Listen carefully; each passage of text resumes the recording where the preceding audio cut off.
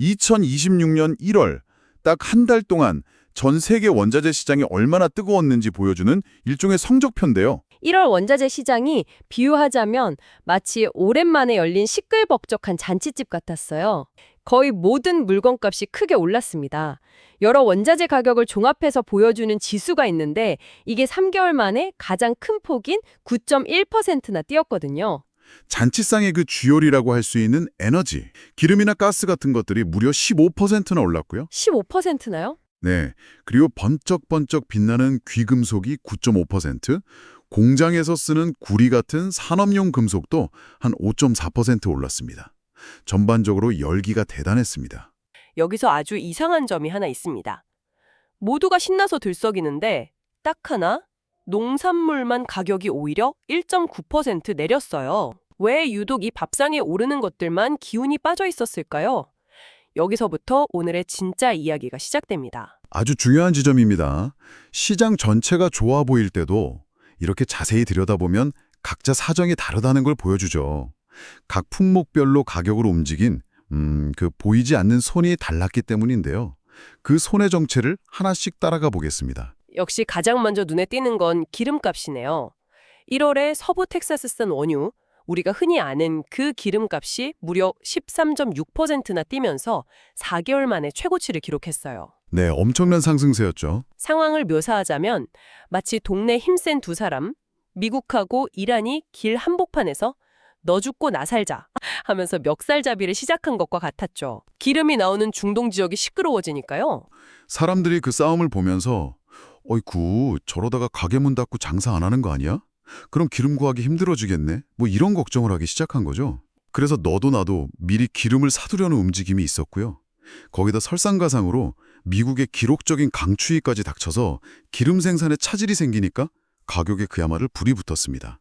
겉으로 보기엔 모든 악재가 한꺼번에 터진 것처럼 보였습니다.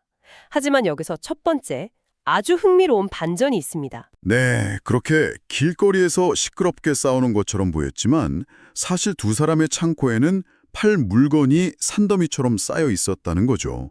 중동에서 저렇게 큰일이 벌어지고 있는데 실제로는 기름이 부족하지 않았다는 건가요?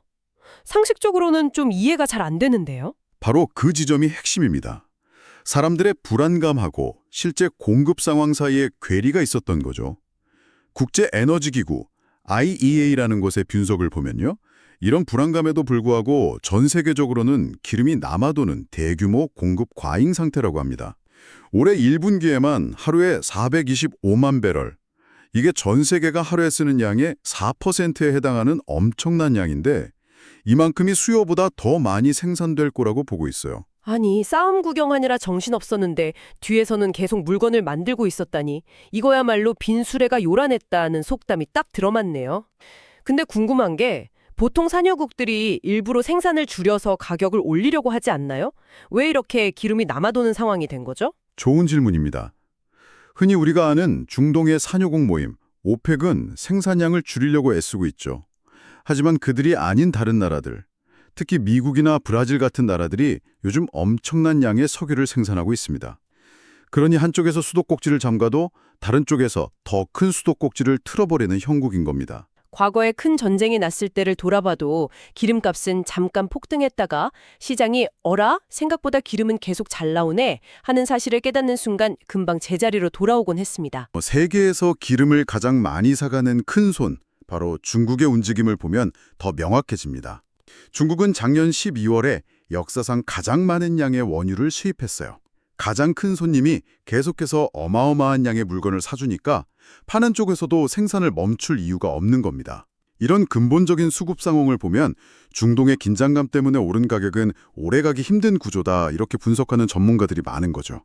자, 그럼 이번엔 우리의 밥상 물가로 한번 넘어가 보죠. 아까 그 시끌벅적한 잔치집에서 유일하게 시무룩했던 게 농산물이라고 하셨잖아요.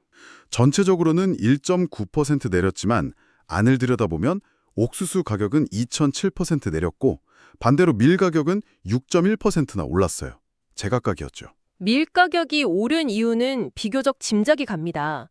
세계적인 밀 생산지인 미국하고 러시아에 아주 심한 한파가 닥쳤다고 하니까요. 맞습니다. 사람들이 이러다 밀농사 망치는 거 아니야? 하고 걱정하기 시작한 거겠죠. 이건 마치 김장철을 앞두고 배추 주산지에 태풍이 온다는 소식이 들리면 당장 배추값이 천정부지로 뛰는 것과 똑같은 이치 아니겠습니까? 정확한 비유입니다. 날씨에 대한 걱정이 가격을 밀어 올린 거죠. 하지만 이것도 이야기의 절반에 불과합니다. 여기서 또 한 번의 반전이 기다리고 있습니다. 일부 지역은 날씨 때문에 울상이지만 더 큰 그림, 즉 전 세계 곡물 창고는 오히려 더 넉넉해질 전망이라는 겁니다. 아니, 한쪽에서는 춥다고 난리인데 전 세계 창고는 더 채워진다고요. 그건 또 왜 그런가요?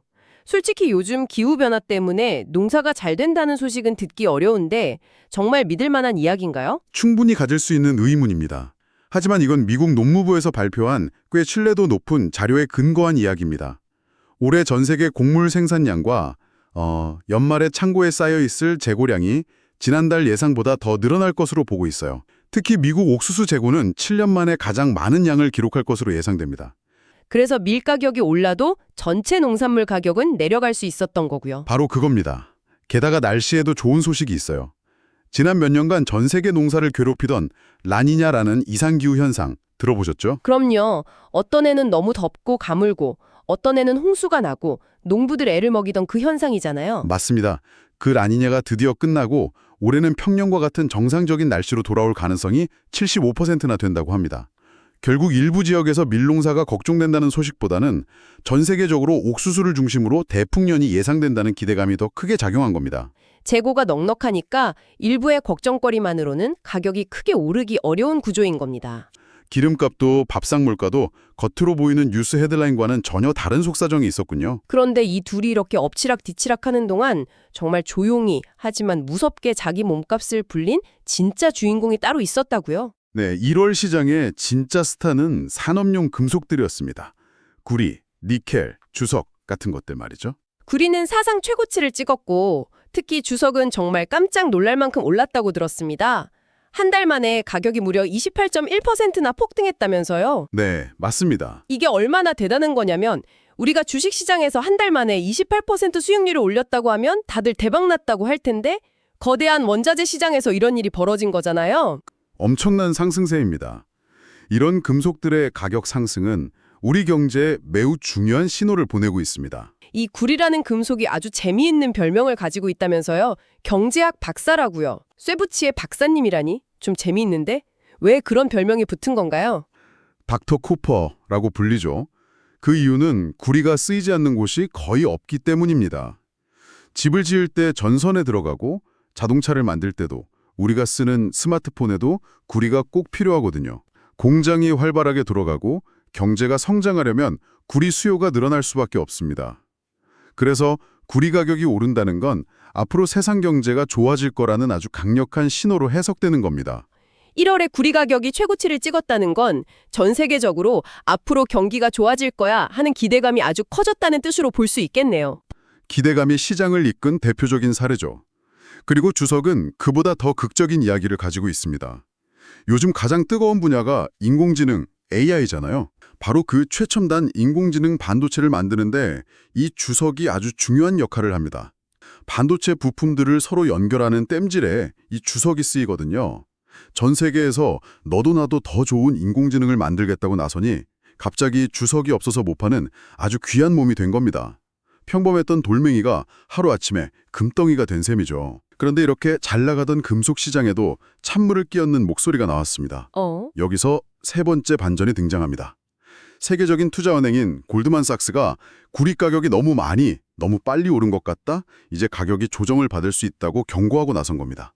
왜 그런 경고를 한 거죠? 경기가 좋아질 거라는 기대감이 이렇게 큰데 말입니다. 재미있는 비유인데요. 이렇게 설명해 볼 수 있습니다.